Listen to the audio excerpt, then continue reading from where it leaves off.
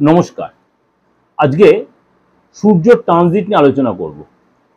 সূর্য transit বলতে সব গ্রহে তো ট্রানজিট হচ্ছে, এরকম সূর্যেরও ট্রানজিট হচ্ছে, কারণ মেজর গ্রহ। সূর্য এই মুহূর্তে বসে আছে কর্কট রাশিতে। এই সূর্য যাবে 16 তারিখে আপনার সিংহ, তার নিজ রাশিতে। 12 রাশি কিছু কিছু রাশির জন্য অবশ্যই খুব ভালো, কিছু কিছু রাশির জন্য কিছুটা সাবধানতা অবলম্বন করতে হবে।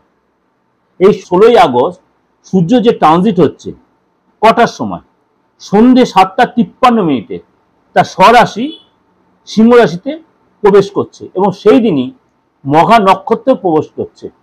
মানে সূর্য একসাথে দুটো ট্রানজিট হচ্ছে, একে কর্কট রাশিতে সিংহ রাশিতে আসছে, আবার সেই দিনই মঘা নক্ষত্রে প্রবেশ করছে এই 16 আগস্টে। সুতরাং এই সময় 12 রাশির সাথে সাথে আপনার রাশি কি এফেক্ট হবে চলুন, ভালো না মন্দ বা কি ভালো মন্দ মিশিয়ে হচ্ছে চলুন জেনে নিই। আজকে বলবো কুম্ভ রাশির ক্ষেত্রে এই যোগ, মানে এই ট্রানজিট, সূর্যের এই ট্রানজিট কতটা ভালো মন্দ এফেক্ট হবে। কেননা কুম্ভ রাশির শনি সেখানে কিন্তু বক্রী অবস্থায় বসে আছে তার ত্রিকোণ রাশিতে এবং সমসপ্তম যোগ তৈরি করছে, এবং সেখানেই কিন্তু বুধও বসে আছে শুক্র। বুধ শুক্র শনি কিন্তু বন্ধু হলো, সূর্যের সাথে কিন্তু শনির কোনো বন্ধুর সম্পর্ক নেই। এখানে কিন্তু পিতা আর পুত্রের সম্পর্ক, এটা কম বেশি প্রত্যেকেই জানে যে এদের দুজনের মধ্যে কিন্তু শত্রু সম্পর্ক। সুতরাং কুম্ভ রাশির ক্ষেত্রে চলুন জেনে নেওয়া যাক কি হতে পারে। আপনার কিন্তু এই সময় কেরিয়ারের জায়গাটা একটু ডিস্টার্ব হতে পারে, আপনার মধ্যে মাঝে মাঝে হতাশার সৃষ্টি হতে পারে। কোনো নতুন কাজ পরিকল্পনা করে শুরু করার আগে অবশ্যই ভেবে চিন্তে করবে, নাহলে অর্থ লস হতে পারে। এই সময় ব্যবসায় কিন্তু আপনার খুব নামমাত্র লাভ হবে, অর্থাৎ যদি আপনি ব্যবসায়ী হন খুব বুঝে শুনে ইনভেস্ট করবেন। নতুন কোনো ব্যবসায় এই একটা মাস আপনি নতুন করে শুরু করতে যাবেন না। শেয়ার বাজারে লগ্নি করে ভালো পরিণাম এসে পাবেন না, অর্থাৎ শেয়ার বাজারে লগ্নি করতে গেলে খুব সাবধানে করবেন। এসব ইনভেস্ট করতে বিরত থাকুন। হাত পায়ে ব্যথা, পেটের প্রবলেম, বা আপনার ফটকে কোনো চোট লাগতে পারে, বা ঘরে কোনো অশান্তি ঝামেলার মধ্যে আপনি জড়িয়ে পড়তে পারেন, কারোর সাথে আননেসি কোনো হয়তো মুখের ভাষাটা হয়তো খারাপ হয়ে গেলো, আপনার লোকে ভুল বুঝতে পারে, কারণ খিটখিটে মেজাজ হতে পারে এই সময় আপনার।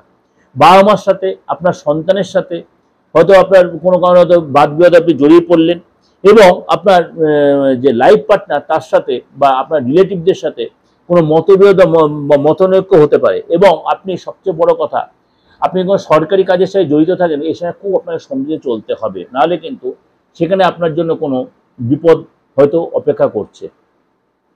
যদি আপনি কোনো সরকারি টেন্ডার বা সরকারি কোনো আইনি ব্যাপার এসবের মধ্যে কোনো এই ব্যাপারে হয়তো দীর্ঘদিন ধরে আপনি জর্জরিত রয়েছেন, তাহলে এই সপ্তাহটা চেষ্টা করবেন খুব অ্যাডজাস্ট করে চলতে। সেই জায়গাগুলো হয়তো কোনো কারণ আপনার বিরুদ্ধে সেটা যেতে পারে, আইনি কোনো স্টেপ আপনার বিরুদ্ধেও যেতে পারে।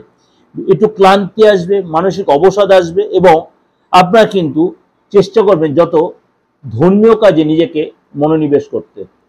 যত পারবেন লোকের সাথে কম কথা বলবেন, শুনবেন বেশি, বলবেন কম। যদি দেখুন কেউ আপনার সাথে কোনো কনস্পিরেসি করতেই পারে, করবেই হয়তো, কিন্তু আপনি সেটা ঠান্ডা মাথায় ম্যানেজ করেন, যত পারে কম উত্তর দেবেন। কানে শুনলেও অ্যাডজাস্ট করে, কম্প্রোমাইজ করে। সময় যখন ফিরে যাবে 16 সেপ্টেম্বরের পরে বা 15 সেপ্টেম্বর পরে, আপনার সময় তখন আবার ফিরবে, তখন কিন্তু আপনি সেই সুযোগটা আবার কাজে লাগাতে হবে। যাই হোক, এটা ওভারঅল ডিসকাশন করলাম, ভয় দেখালাম না।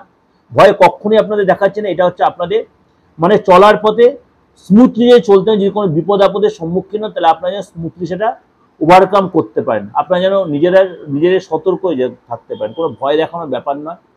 ভালো লেগে লাইক করবেন, সাবস্ক্রাইব করে নোটিফিকেশনটা অন করে যত লোকে শেয়ার করবেন। আর যদি দেখেন কোনো প্রবলেম সাফার করছে, অবশ্যই কারোর সাথে কনসাল্ট করে নেবেন। আর যদি মনে আমার সাথে যোগাযোগ, আপনি বাস্তুরিক কোনো প্রবলেম, আপনার ফ্যামিলিগত প্রবলেম, পার্সোনাল কোনো প্রবলেম, যদি আপনি অবশ্যই এরকম কোনো সাফার করছেন, বাস্তুর প্রবলেম আমরা প্রত্যেক কিছু না কিছুভাবে জর্জরিত, সেটা অবশ্যই রেক্টিফাই করে নেওয়া উচিত, নাহলে আমরা প্রচণ্ড নানা রকম সমস্যার সম্মুখীন হব।